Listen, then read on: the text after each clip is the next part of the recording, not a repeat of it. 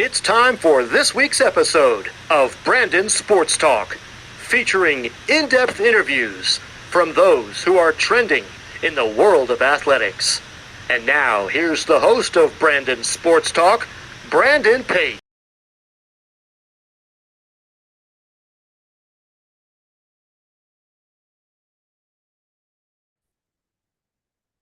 Welcome back to Brandon Sports Talk. In today's episode, I have the privilege of interviewing the Ripon College head women's basketball coach, Coach Lauren Busalacchi. How are you doing today?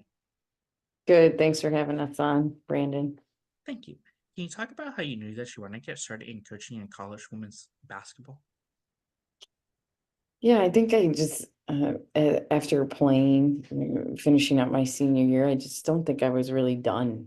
And I thought there was probably a little bit more out there to college basketball than I had experienced as a player. And so I think that was a big motivator. I didn't feel done with the game. I wanted to stay connected to it. And I thought there was more about the college level that I could learn about. So that's just what made me want to continue to try to figure out, like, could I get into college coaching after being done? And that's what I did. What was that experience like going to college and playing for Clark's College and East Texas Baptist? Yeah, so obviously Clark is in Iowa, and that's grew up in the Midwest. So, um, you know, I had worked as a part-time assistant while finishing up grad school at Clark, and that's where I really fell in love with college coaching, and the recruiting aspect to it was one of my biggest roles. I had worked for Justin Hines in part-time at Loris while finishing up grad school, and he did a great job of just teaching me what he knew and trying to give me as much experience as I could get part-time wise while finishing up grad school in regards to recruiting. And so I was really grateful for that. And that was one thing I felt pretty confident in moving even to a different region. I think the question was, could I apply the same tactics and the same approach and the same techniques into a new region of the country in a state that I'd really never been in as well. Um, and and that just showed me that people are people, no matter where you're at and where you're located. Right? They want to be recruited by good people. They want to be coached by good people, and you can find great people um, throughout the country to really learn more from and get to know and be supported by and also support. So those are some of the biggest things, Brandon, that I probably learned from both of those experiences, transitioning from a player into college coaching. What was your playing time like, and what was that experience like putting on that jersey? Yeah, I think I grew up loving sports. I played several different sports. And I think it was I felt it was a big part of who I was, right? A big part of competing and figuring out who I was going to be through competition, right? When it went well and when it didn't go well, that was a big motivating factor for me, just as a participant. And I think there was almost a wonderment or a mystery about going into that next game. How is it going to go? How was I going to perform? Who is I going to, how would I react uh, based on what happened? And just, I think I really felt privileged as an athlete to learn from that experience every day, whether I was frustrated or not. It was an experience that I didn't really want to live without, that I felt I grew a ton from and learned a ton from a youth player on. Going to East Texas Baptist, what was that experience like being an assistant coach for them?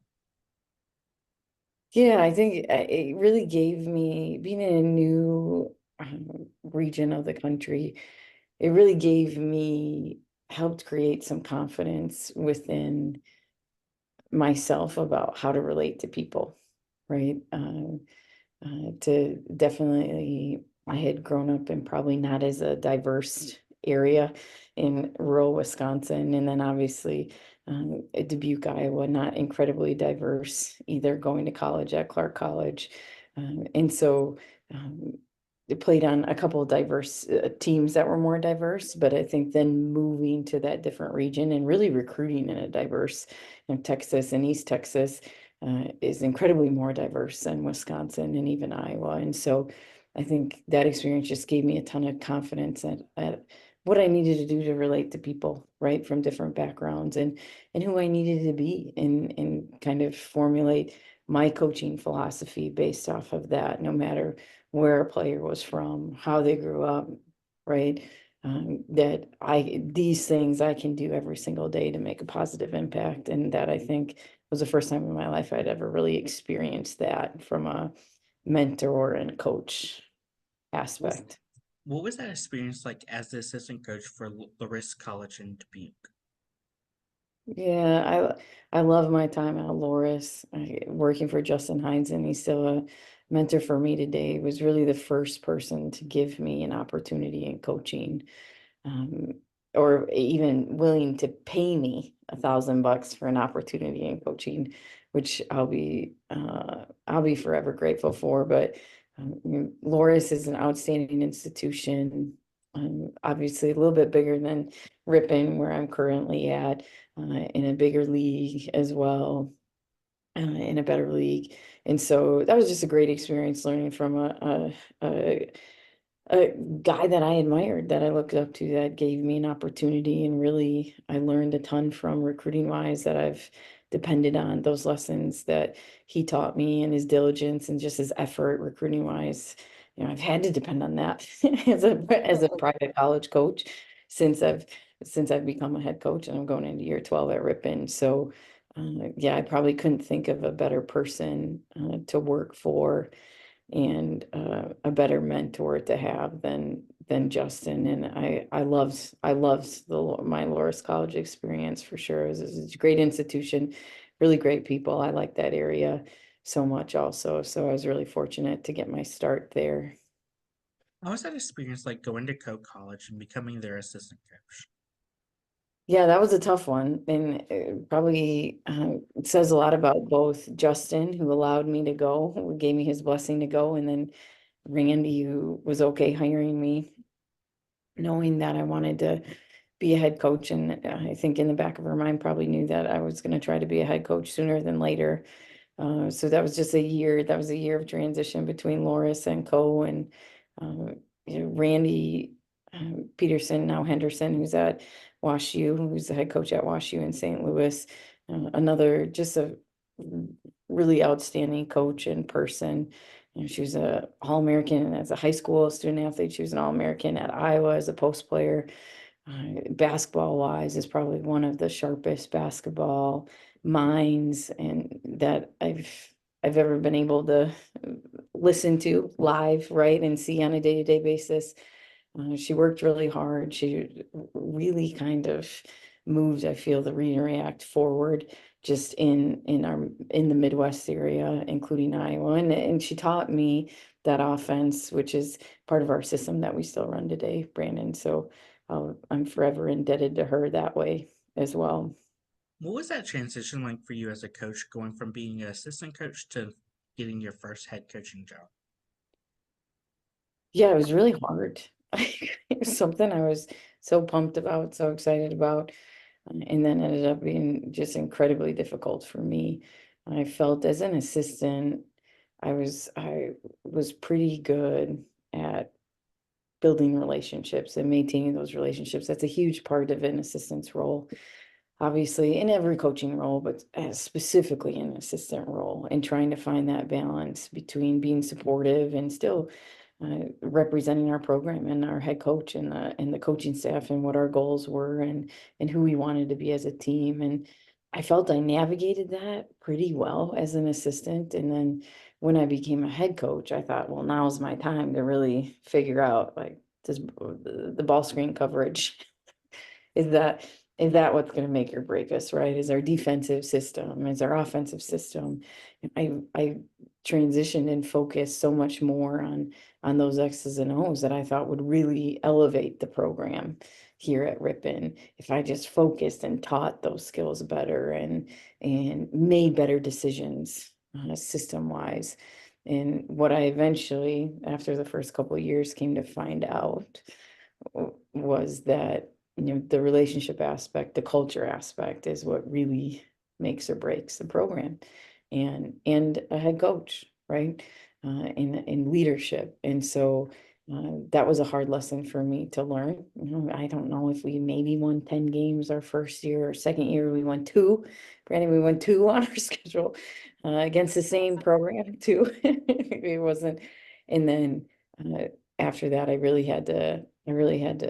my back was kind of against the wall in several different aspects, but I think the biggest was who I wanted to be as a coach and how I would want this program represented and run, and what would really make people, what would really be the lessons and the experiences that our players take away. And I had to figure that out. And that was something as an assistant, I don't think I had a lot of ownership in. I locked into the relationship aspect, but when my head coaches that I worked for were frustrated with players or frustrated with certain things that were happening, I'd kind of shake my head probably behind closed doors and be like, why is he or she worried about that? We should just focus more on ball screen coverage, right? Or how we can get better in this aspect or this aspect. And no, what they were frustrated about was culture, and culture is a big deal. It's everything. And that took me a while to figure out. How was that feeling like the first time you got to step onto the court for the first time as a head coach at Ripon? Yeah, I wish I could tell you I remembered, but I really don't. Uh, I think I think maybe by default wise, if I can speak to that, like I probably was overconfident, right? I probably thought, yeah, what we've planned is gonna happen. A to B to C is gonna happen, right? Of course, that didn't. More oftentimes than not, doesn't. And I think so. I think I didn't know what I didn't know, and that's a scary part of taking a head coaching job. And then the challenge and even the fun with it is figuring out, okay, I really don't know this. Like this is something that we really have to work on, or I really have to work on, and I gotta try to figure out how to influence other people in a different way. So I imagine I was overconfident in answer to your question, and it didn't work out well. I think the first game we played was against the system at North Central. So it was like 100 to 100 something, right? Which I had never played in a game that gave up that many points or scored that many points. And we lost that as well. And so preparing for that, I think was just absolutely ridiculous, obviously. And we've used that preparation plan very minimally, like most, unless you're in like on our men's side and with Grinnell in our Midwest Conference, we don't see that preparation a ton at the college level for that type of system. So yeah, that's kind of. As a head coach, what has it been like building the coaching staff around you and the players around you? Yeah, that's been a learning experience as well. I failed and I think I've succeeded too, just depending on personnel hired, right? I think as I've aged in coaching and gotten more experience as a head coach, I've really realized that you got to surround yourself with people that you know, right? Even at our level, right? Which there's not too high of stakes. Obviously, the Division III private college, Division III. Um, in the Midwest Conference, but even at our level, when you're spending that concentrated amount of time, those 5 to 6 months of season, right, together, you got to be able to, in a competitive environment, be able to trust the people and really know the people that you're doing it with. And so, from a coaching staff standpoint, our hires as of late have really reflected that. Coach Meg played for us. She was a starting point guard for us for 3 years. She transferred in, and she's been with us for 5, maybe 6 years now. Maybe she's going into year 7. I should know this. Uh, Coach Owen played on our men's team, and so I had known him as a player, had him in class, teaching a couple classes too, and had always rooted for him. I enjoyed his game, like just watching his game. And he's wanted to get his start on the women's side after graduating. So this was his first year with our team. So he's somebody that we've known for a long time. We had a couple other coaches this year join our staff. One was a dad of a former player, one of our best that we've coached in our time here at Ripon. First team all conference player, academic All-American, Troy McDonald. It was Emma McDonald, Troy's her dad, and moved back to the area a couple years ago and has college coaching and high school coaching experience. Right. And obviously, his daughter, we really enjoyed coaching and had a great competitive experience with as well, and are still close to today. And so he joined our staff. We have our Coach Meg's fiance, Coach Cam, joined our staff this year, was another alum of Ripon College. And then my dad, after retiring as a high school teacher and coach, after my second year here, where we went 2-21. He said, well, let me help you however I can. And it was started out as a recruiting, kind of just helping, be at games and especially during the season and be at practice when he could, to now he lives in Ripon for 6 months of the year just to help. And he's really active for us recruiting wise in the off season. And that's who our staff is. So that's kind of the approach that I've taken as of late. That's been pretty successful, right? Just surrounding ourselves and our players with people who are really invested in Ripon, who know us, who've been around, right? And because of that and the fact that we don't have full-time assistants at Ripon, I think those decisions are even more important, to really bring in people that and I don't think that matters. I don't think the level matters to that. I think it's just what type of experience you're really trying to create with the people that you're with. What does it mean to you to be the most winningest coach in the Midwest Conference? Is not much appropriate. Sorry.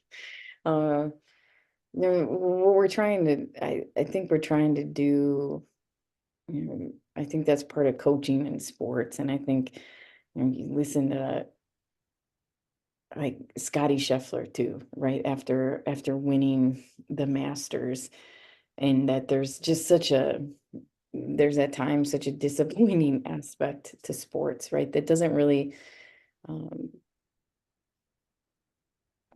don't know if this is appropriate to say, Brandon, but it doesn't offer a ton of fulfillment, right? In regards to meaning, like winning in championships. You're trying to do those things because you're trying to see what you can accomplish with the group of people that you just have a year with, right? And that makes it special, and that makes it intense, and that makes it, it really purposeful. But I think after that year is done, there's always, we're always in sports and competition and in life thinking, okay, what's next, right? What can we do? What can we figure out? Who can we be together? And I think that just revolving circle or cycle doesn't allow, and maybe it's just my own personal issues, obviously, but I don't think that allows a lot of time to reflect on what you've tried to do and what you've done. It's just, okay, now our next recruiting class needs to be met. Now we got to try to get this type of player at this position, right? Or we need to fix this on the offensive end or the defensive end, or this is what we want to accomplish non-conference wise this year. And so there still seems to be so much that we have to do that that's why I would answer maybe not much. Of course, as a head coach, can you talk about the culture that you've built for the program?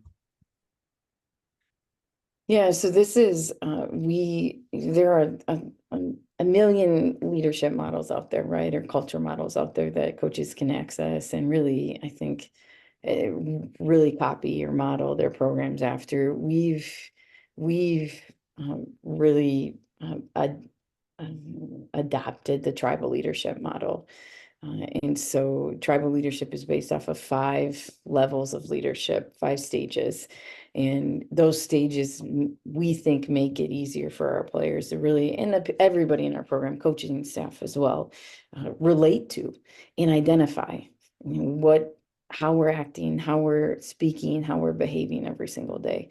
And when we can identify, we can adapt and adjust and improve, right? And hold each other accountable to a higher standard. And so tribal leadership, I'm obviously biased, but we we feel it's been really good for our program. It's been a distinguishing factor from uh, my first couple years as a head coach for sure. And it's an aspect in a leadership, a culture that we relate to and tie back every single day. And we can do that in a live drill. We can do that at the end of practice, in a pre-practice. We can do it in the classroom setting as well. And it's basically, we're just trying to be great together. And to be great together, right? That does actually require some intentional language and behavior. And that's what we try to hold each other accountable to. And so implementing it at the beginning of the year, we're just trying to get our leadership council on board and get our leadership council to get maybe our freshman class and our sophomore class on board, right? And our juniors and seniors reminding each other so that their experience both on and off the court is really positive and super influential to the rest of their life. And our culture is, I think, the greatest thing that, or we think is the greatest thing that our players take away from our program. And it starts with us as a coaching staff, but our players have to take responsibility for it as well. And it's that process too, of that, hey, this is on all of us. That I think is really important and is the best characteristic, one of the best characteristics each of them as individuals will bring into their next aspects of life, their family, right, their church, the communities that they serve, their friendships, and the people that they really try to impact moving forward. Who are some of the teams in your conference that you compete against each week? Yeah, so our conference has Grinnell and Cornell in Iowa, and then Lake Forest, Knox College, Monmouth College, and Illinois College in Illinois, and then Beloit in Wisconsin make up our league. Of course, what is that home game atmosphere like when some of those teams come to your home facility? We think it's great, Brandon. Part of that is our facility was renovated, I think it's like 7 years ago now. And so we have for a facility, facility-wise, it's still relatively new and we love it. We think it's the best in our league and one of the best in the region for sure. And so just the aesthetics of competing in our Wilmore Athletic Center is, we think is pretty first class. And then we do have a great community support. That's something that's obviously grown with the success of the program in these last several years and the consistency of the program. But we get pretty good faculty support, staff support, and just Ripon community overall support. We're in a rural community that has other rural towns around it, as small towns around it as well, and that we've been really impressed by our community support the last 5, 6, 7 years. I think it also helps we play all double headers with our men's team, which is another unique aspect to the Midwest Conference. And so we'll have those men's players, families, right, and friends and supporters and fans in attendance for our games as well. And it's just kind of, it's a really neat tradition at Ripon. We host our alumni weekend together with the men's as well. We obviously travel on the road together, so it creates a unique experience for our men and women athletes. And I think is reflective of our department overall as well. What does that recruitment process look like? And as a head coach, what do you look at in those prospective student athletes? Yeah, our recruiting process, probably more so because of staffing than anything else, starts really the spring of the junior year with our top prospects. So that's from January of their junior year on. We're really trying to start reaching out. Hopefully, our goal is that our class is committed, that next incoming class is committed, around December. FAFSA obviously has impacted that a little bit as of late because, and we don't know where that's going moving forward as well. But typically, we'd like our class committed by about the beginning of December, or traditionally in the past. And then so we're starting that next incoming class, which are the juniors, finishing out the second half of their junior year from January on. We, probably go to maybe, up to 10 games of juniors during the second half of our season.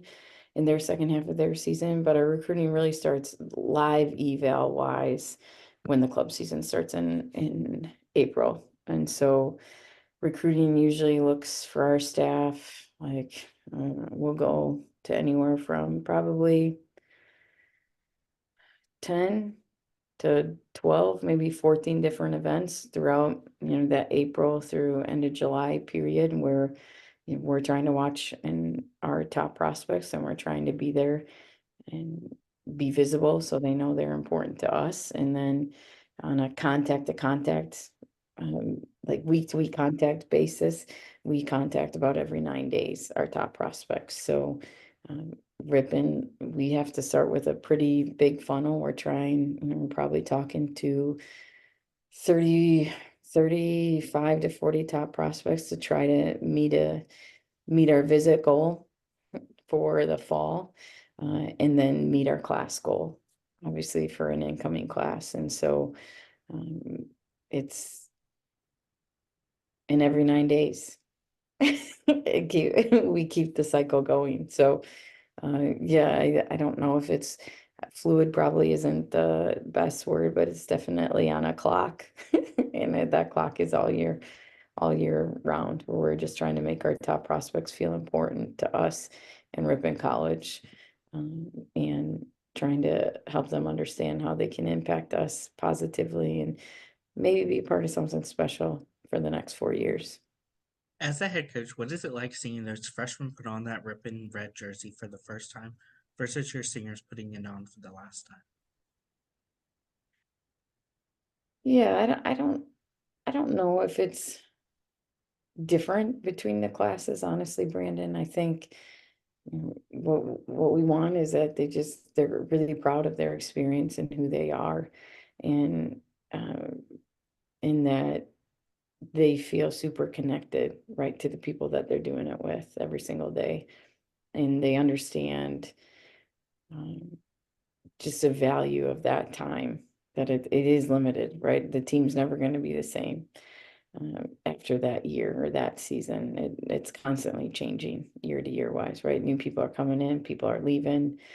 And so we just hope they're really proud of who they are, of what they've worked for, what they've done, the effort that they put in, and maybe more so than proud, just super sure, right? And that comes from practice and preparation, obviously, but it also comes from doing the other stuff off the court, in the classroom, out in the community, right? And understanding that they're really part of something bigger than themselves, bigger than this team, even, right? They're part of a program, they're part of an institution.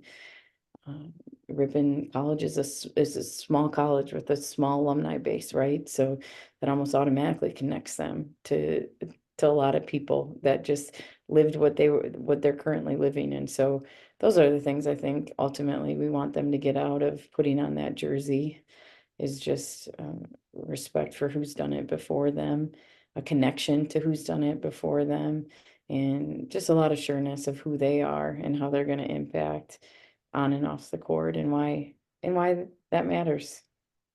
What is it like seeing those seniors go on and playing professional basketball or even getting into college coaching after their playing career? Yeah, I think it's, if our players continue on with the game, and however they continue on with the game, I think it makes us really proud. I think it also, uh, I think it will also give them a great perspective that's different than their playing days. That is also really important and might put some, uh, just some experiences, give some experiences that they had, right? More light, which I think is awesome as we age and just get older and mature.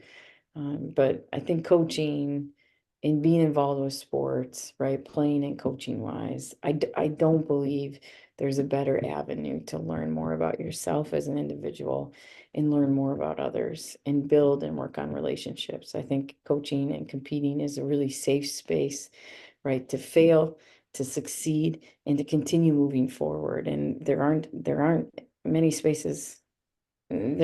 other spaces like it in a day-to-day life. And that's, I think it's a great way to try to impact people and try to leave their mark. And so if we have players or when we have players that continue on with the game after Ripon, I think it's going to be great for them, even the good, even the bad, right? But the good and the bad is going to be great for them.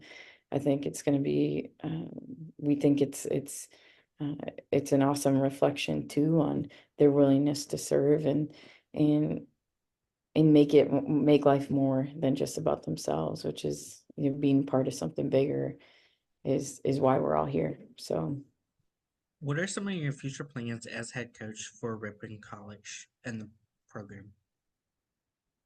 yeah, we have a couple things that I think are the next steps to the ladder, right? Just climbing the ladder program wise.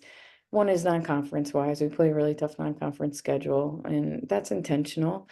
Um, and uh, what we'd like to happen from that intention is that we become more competitive with the tough non-conference schedule and we get to 500 non-conference wise and above 500, and that's really important obviously for seeding in the NCAA tournament, as well as just overall experience, right, for our current team members. And so that's one thing that we'd like to do. Winning a first round NCAA game we haven't done since I've been here, so that would be another thing, to really, you know, throw a punch that first round and compete with one of the best teams in the nation.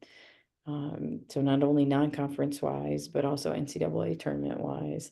I think consistently, I think consistently competing in our league, you have to win that. It's a semifinal final for the conference tournament, and they're back to back, which is a little bit different. And that's it's a less than 24-hour turnaround. It's a tough mental and physical task for any team, right? And I think to even do that consistently year after year, we haven't done that year after year. And I think stepping up that consistency, that within that 48 hours, this is what we can do. And we do it year after year. Um, Recruiting wise, I think there's always a next level that, you know, that good programs try to accomplish at each position. And that would be another area for sure. It would be great to see this program get full-time assistants, right? And the support for student athletes that other programs have. And so things like that, I think would be awesome to try to make our league more competitive as well. You know, all those things I think are tied into that also, which helps anybody going to the NCAA tournament. But those are some things, Brandon, for sure. What advice would you give those incoming freshmen entering their first year of college women's basketball? Yeah, I think be okay with the transition, right? And that everybody transitions at such a on a different scale and schedule, and that actually does matter, right? That it's tough to be comfortable when you're in a transition, and that uncomfortability as freshman year, when you're transitioning into a new relationship, right, or a new job or a new location, like you can't shirk the transition. Like that process is really important, and it's important to just put one foot in front of the other every day. And I think we lose that a lot, with that transition athlete wise. The freshman year, everybody's coming from being the best player in the program that they played for, right? The best player in their club, or the best player, one of the best players on their high school team. And it's different than in college, right? Everybody's the best player versus where they came from. And that's when you're managing that competitive level, being younger, sometimes 4, even 5 years younger as the last couple of years, right? And you're managing a new schedule, new expectations, new coaching staff, new teammates, right? New relationships, a different place. It's a different town, right? Different people. It all takes a transition, and I think we do our freshman classes a disservice by not talking about it and not being really open and honest about that transition, that it's really hard and it's going to last. Like it's going to be 3 months for some people. It might be 6 months for some people. Well, how long is a season? Well, our season's 5 months, right? That's a majority of that first year is just figuring out like what's going on and how can you impact and influence and how can you get more comfortable. And I wish we would talk more about that probably collectively for freshman athletes, overall, no matter the sport or the college. I think it's a big deal. So that would be one thing I'd want every freshman to know, and their families, just and that we talk about, like, just be okay with it, with transitioning. And I can't tell you when you're going to be comfortable on the defensive end for us, or the offensive end, or with our culture. I can't tell you when you're going to be comfortable with school or with your new teammates, right? I can't tell you that. Nobody has that X-ray vision. It's just a process that you're going to have to go through, and we're all here for you. And wherever you're at is where you're supposed to be in that process. It doesn't mean you're slow in transitioning. It doesn't mean you're not supposed to be here. It doesn't mean you're not supposed to be doing what you're doing. It just means you're in a life transition, and all life transitions are really tough, including from high school to college athletics. What advice would you give those college basketball players looking to play professional basketball, whether it's the WNBA or going overseas and playing? Yeah, I think we haven't had any females on our side since I've been here attempt to um, try out and continue to play professionally. We've had a couple on our men's side, and I think if it's something that you want to do, I think there's definitely opportunities and there's experiences out there to take advantage of, especially when you're young. I think that's a big deal to continue on. Continue your playing career as much as you can, and there's so many resources out there to try to do it too at every stage and level. uh, Overseas, obviously a little bit harder here, especially on the women's side, just WNBA and limited spots wise, but um, there are a ton of resources out there, and just to continue to bug your coaching staff, right, to find the resource that will help you accomplish that goal. What advice would you give those future head coaches looking to become head coaches for a program and building a program? Yeah, I think coaching, there's obviously way more opportunities now, and I'm going into year like what, 15, 16 actually in college basketball. Uh, there's way more opportunities now in regards to staffing and just um, whether that's an ops position or a GA position or a development position on staffs, that you really, if you want to get into coaching, I would suggest that you just be open to doing whatever you can to get in, and no matter what position it is on a staff. And this is coming from somebody who started in grad school working for $1,000, right? And I just think that if it's a volunteer spot or a part-time position, or even if you get lucky enough to get a GA spot, if it's at a different level, right? Just take advantage of whatever you can, whatever opportunity you can grab a hold of, because number one, you're going to learn from both the good and the bad. And number two, I do think all experience matters. And then I think the last aspect of it, I'd really try to go work for a program and people that you truly believe and know do it right, right? And that are incredibly competitive, because it's tough to learn how to win, and it's tough to learn how to be successful consistently in a competitive environment. And the the better approach, right? The most efficient way to learn is to probably be shown some things, especially as a young person and a young adult. And if you're volunteering for that opportunity, that's great, right? That's worth it. If you're getting paid part-time for that opportunity and you got to hustle on the side or on weekends or in the summer or something like that, that's great. Like, do that. I think especially when you're young, in coaching, there's so much experience out there to take advantage of and to learn from. And there's also a lot of really good programs at every level, and everybody needs help. And I think just being willing to put yourself out there and take a risk, right? And whether that's financially or location wise or anything wise, just to learn and learn from people who really do it well, I think is a big deal. Would be probably my biggest piece of advice. That's great advice. Where can my listeners find you at on social media along with the program app? Yeah, so not a great trait about me, Brandon, but I'm not super, it's hard for me to manage a lot of social media and try to do everything else that I think is important for the program. So, but I do have a Twitter account that's RC Coach Lauren. And then we also have Ripon College Women's Basketball as a Facebook page. We don't have an Instagram page. And RiponRedHawks.com. Our Director of Athletic Communications, Brock, is awesome. And so we have a Red Hawks Twitter account that he's really good with that promotes our program really well, as well as every other program in our department. He does a great job with our website too, RiponRedHawks.com. Also, so those would be some other avenues. And people, if they would ever have a question or want to reach out, they can email me to at busalacchi@ripon.edu.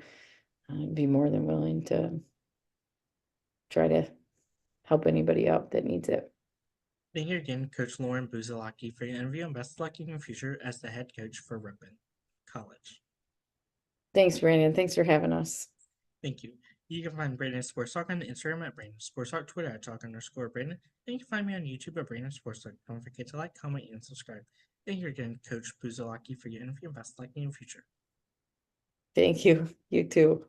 You've been watching Brandon Sports Talk. Please feel free to like, share, and subscribe to Brandon Sports Talk on social media and on YouTube.